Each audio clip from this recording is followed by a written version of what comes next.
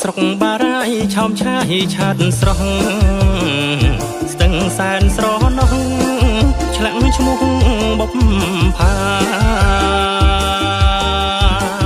ស្រុកកំពុងស្វាយនឹកអានុសាបងនឹងជីវ៉ាអង្គុយសាសងប្រាសាទសម្បូរទេសចរហែស្ទូងអើយនៅក្បែរថ្នមថែនួនល្អ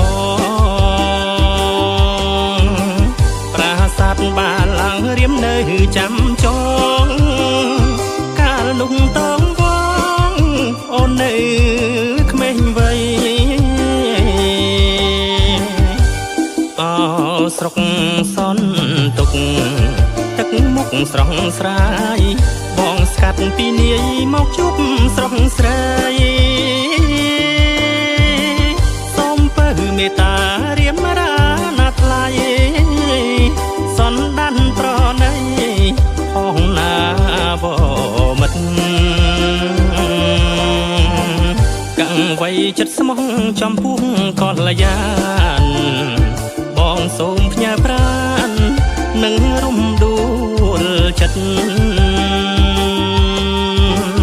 តាំងគុកសូមធ្វើស័ក្តិសិទ្ធិជីវិតខាប្រងស្នេហ៍ពិត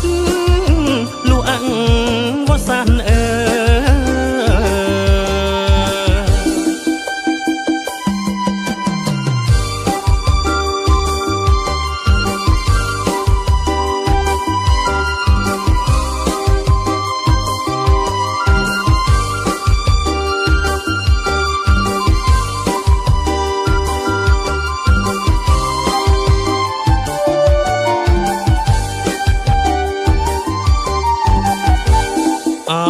ស្រុក